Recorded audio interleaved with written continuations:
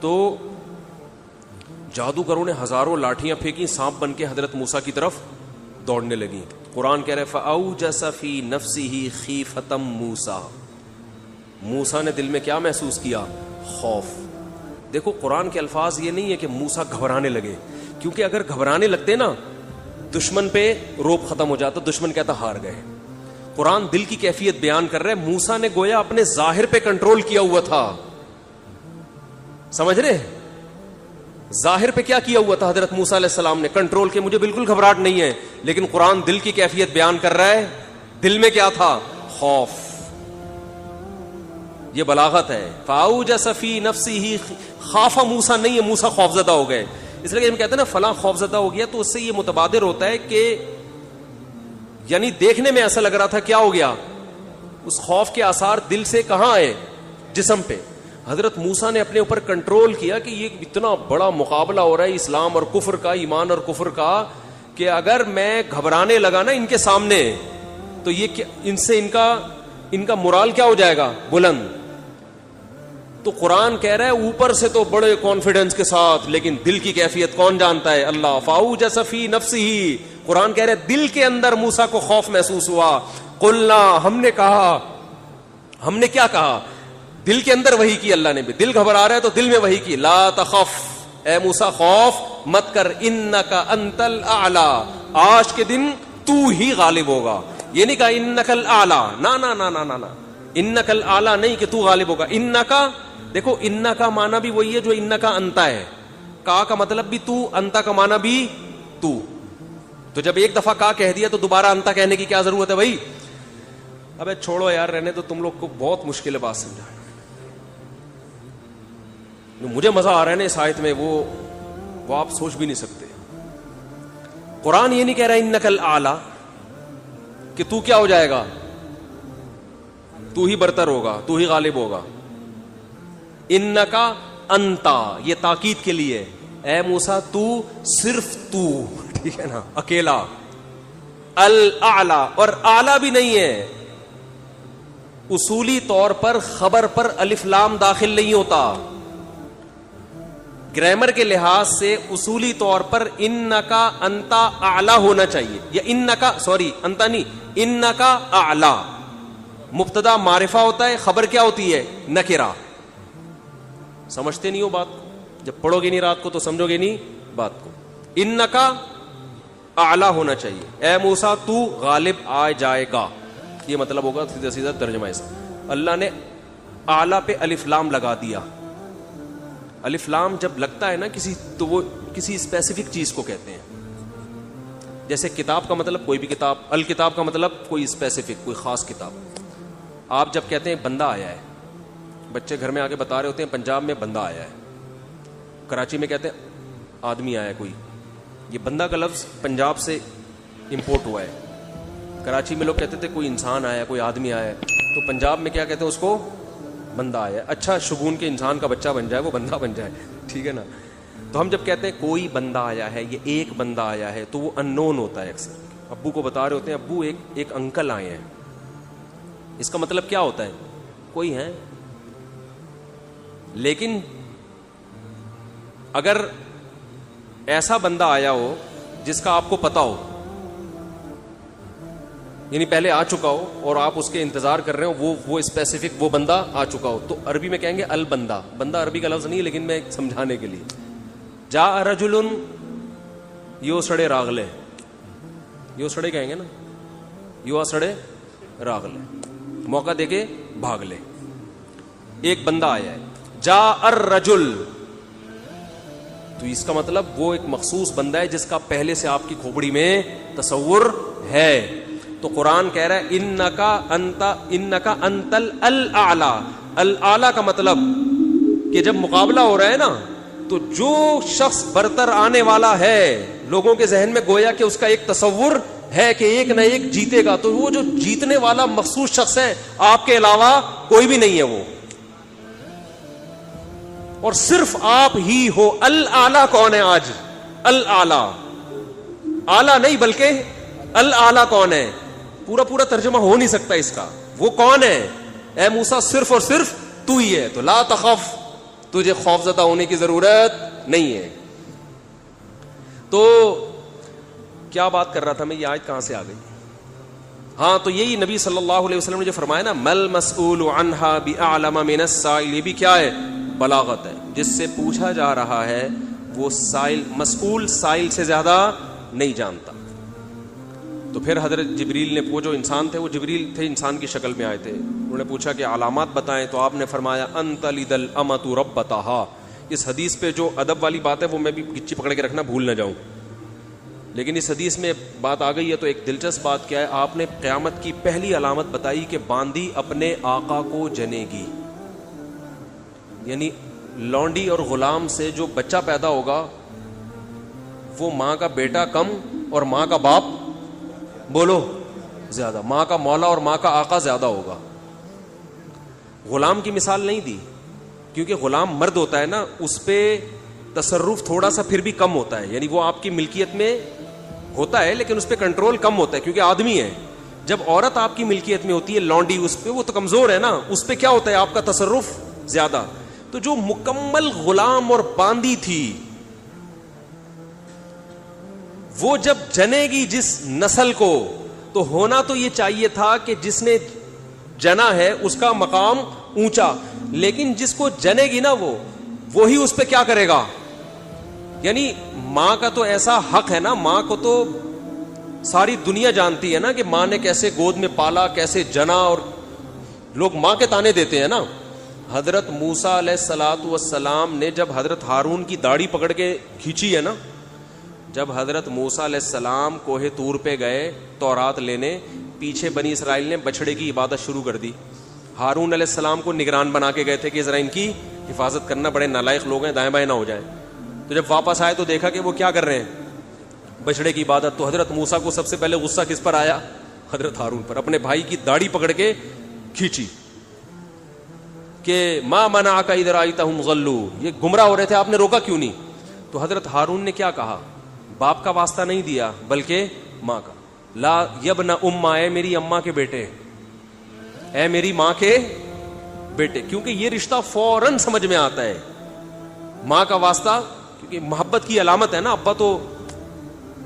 ابا جو ہے نا وہ تربیت کے لیے اللہ نے بنایا, وہ محبت واپس زیادہ ابا سے امیدیں نہیں لگایا کریں. ابا کی ایک الگ ویلیو ہے, محبت بہت زیادہ کرتے ہیں ابا, لیکن وہ جتلاتے نہیں ہیں. وہ کہہ رہے ہیں تمیز سے زیادہ لاڈ پیار دکھاؤ گے نا ابا, یہ ہو گیا تمیز سے بیٹھ وہاں جا کے آرام سے, ٹھیک ہے نا, جو بات ہے ادب تمیز. ماؤں کو زیادہ ادب تمیز نہیں, ماؤں کو لاڈ چاہیے ہوتے ہیں. تو اس لیے ابا محبت تو بہت کرتے لیکن وہ آسانی سے سمجھ میں نہیں آتی کیونکہ تعظیم اس پہ غالب ہوتی ہے. اماں کی محبت 2 منٹ میں سمجھ میں آ جاتی ہے. تو جب بھی واسطہ دیا جاتا ہے کس کا؟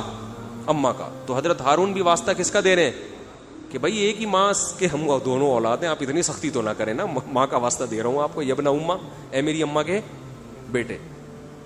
تو ماں جو اتنا قریبی رشتہ ہے, جس کی محبت سب کو سمجھ میں آتی ہے, اس کو غلام بنا لینا تو یہ کھوپڑی میں آنے والی بات نہیں ہے. لیکن حدیث میں کیا آتا ہے, قرب قیامت میں بیٹا کیا ہوگا, ماں پہ حکومت کرے گا, بیٹا ماں پہ حکومت کرے گا. تو ہونا تو یہ چاہیے تھا کہ جو جنے, وہ جس کو آپ جن رہے ہیں وہ گویا ایک قسم کی لونڈی غلام ہو, ماتحت ہو, لیکن الٹا حساب ہو رہا ہوگا. تو یہ بھی پتا چل رہا ہے کہ ادب مارکیٹ سے کیا ہونا شروع ہو جائے گا, شارٹ. مطلب حدیث کا یہی ہے کہ چھوٹے جو ہے نا وہ بڑوں کی جگہ ہو جائیں گے اور بڑے, اور یہ خدا کی قسم آج اپنی آنکھوں سے میں دیکھ رہا ہوں, زیادہ تر لبرل لوگوں کے گھروں میں دیکھ رہا ہوں, دیندار گھروں میں کم. باپ اور ماں اپنے بچوں کو اسکولوں میں 15-20 ہزار روپے فیسیں دے کر بدتمیز بنا رہے ہیں باقاعدہ پیسوں کے ذریعے. یعنی اسکولوں میں پڑھا رہے ہیں, ماڈرن اسکول ہیں, اور بہت ہی ماڈرن قسم کے اسکول جن میں مذہب نہیں ہے, بچہ انگلش بہت اچھی بول لیتا ہے, اور ٹھیک ٹھاک فیسیں دے کے کیا کر رہے ہیں, اپنی نافرمانی پیسے دے کے سکھا رہے ہیں. آج بھی میرے پاس ایک کیس آیا, کسی کو نہیں پتا چلے گا کس کی بات ہو رہی ہے.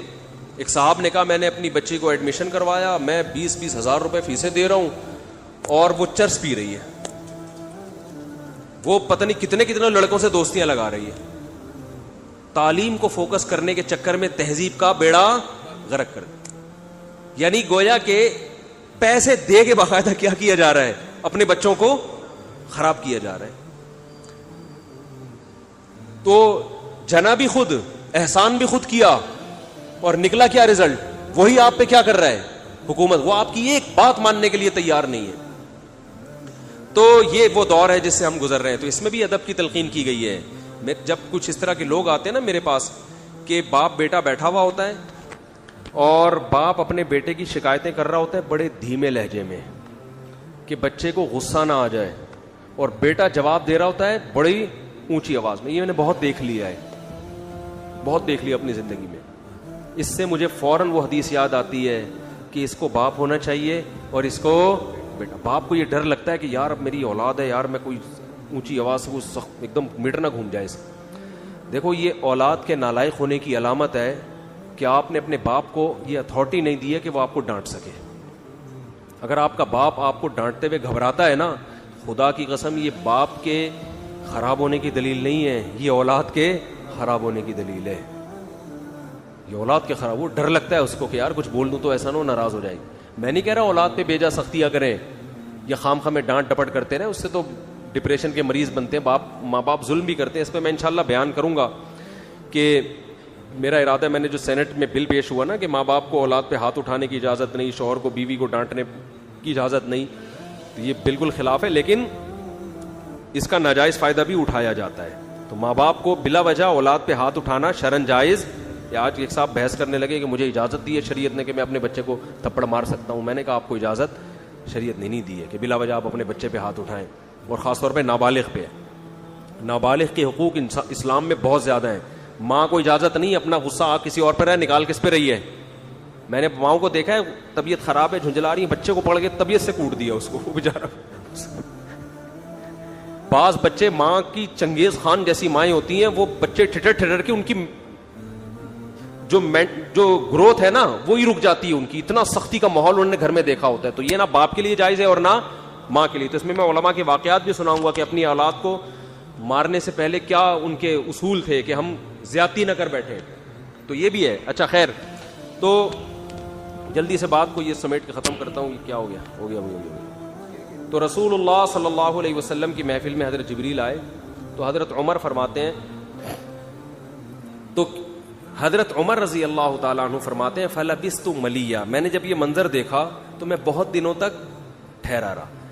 یعنی کچھ دن گزرنے کے بعد بھی حضرت عمر کی ہمت نہیں ہوئی کہ نبی سے پوچھیں کہ یا رسول اللہ یہ کون تھے, یہ کیا ہے احترام, کہ بھئی ایسا نہ ہو نبی صلی اللہ علیہ وسلم ناراض ہو جائیں. خود کیوں نہیں بتا رہے بھئی, یہ اہم بات ہوتی تو آپ صلی اللہ علیہ وسلم تو خود معلم تھے, خود بتاتے. تو فرماتے ہیں کچھ دن کے بعد خود نبی نے مجھ سے پوچھا کہ عمر جانتے ہو وہ شخص کون تھا؟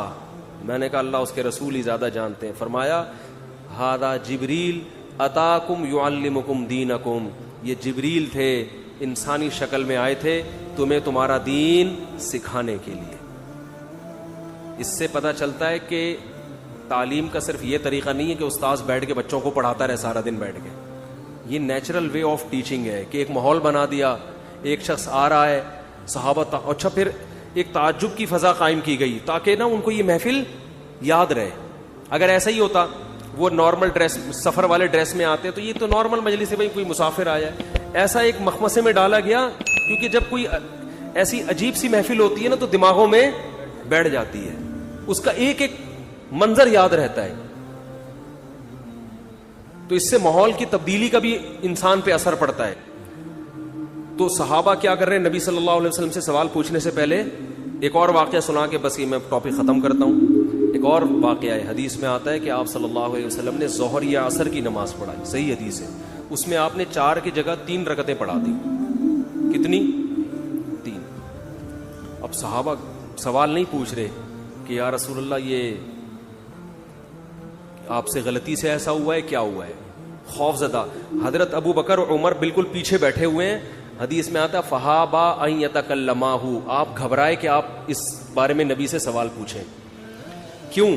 ہو سکتا ہے نبی کو اس بات میں غضب آ جائے کہ بھائی جب میں نے 3 پڑھائی ہیں تو میرے 4 پڑھنے سے جب چاہا کہ ہاں تمہاری یہ نیکی لکھی جا رہی ہے تو حلال کی طرف آؤ اور کسی کی مت سنو.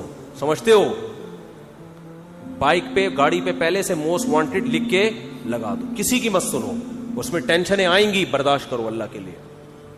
سمجھتے ہو؟ میں اپنی ٹینشنوں کے قصے سنانا شروع کر دوں آپ پاگل ہو جاؤ گے. آپ کہتے ہو مسا بڑے ہنسی خوشی, اللہ کا شکر ہے ہنسی خوشی زندگی گزری ہے, لیکن بہت ٹف لائف گزاری ہے میں نے, جو اگر میں آپ کو سناؤں تو آپ بولو یار یہ ہو کیا گیا. لیکن یہ کہ بس ایک دفعہ فیصلہ کر لو یار, ہے بس. جو لٹکا ہوا ہوتا ہے نا کم وقت بیچ کا آدمی, کرنے جا رہا ہے پھر ڈر گیا, پھر واپس آ رہا ہے, پھر کرنے جا رہا ہے, یہ اپنی بیوی کو بھی ٹینشن دیتا ہے اور گھر میں بھی ٹینشن کا ماحول, اور کرنا کرانا اس نے کچھ, اور یہ کرے گا تو مرے گا بھی, یا تو پہلی کو لٹکا دے گا یا دوسری کو لٹکا دے گا. تو ایسے بزدلوں کا کام نہیں ہے. سمجھ رہے ہو؟ پوچھ رہے ہوتے ہیں کر لوں جا کے بیگم کر. آج ایک آدمی نے کہا کہ میں دیکھ رہا ہوں, میں ابھی گھر بیوی کے سامنے دوسری شادی کی بات کروں گا, دیکھتا ہوں ریئیکشن کیسا ہو رہا ہے, اگر برداشت ہو گیا تو کر لوں گا, اگر نہیں ہوا تو. میں نے کہا بھائی تو نہیں کر, میں نے اس کو منع کیا. میں نے کہا تیرے اندر ہمت نہیں ہے, 2 بیویوں کو رکھنا بہت مشکل کام ہے, بہت ٹینشن کا کام ہے, بڑا حوصلہ چاہیے, ہمت چاہیے, ببر شیر جیسی آواز چاہیے اس کے لیے. ڈانٹو تو کانپنے لگے وہ, ورنہ وہ نہیں, وہ مار دے گی. تو بہت مشکل کام ہے, ٹھیک ٹھاک ٹینشن ہوتی ہے اس میں, لیکن پھر بھی میں کہتا ہوں کرو, کیونکہ معاشرے کی ضرورت ہے یہ.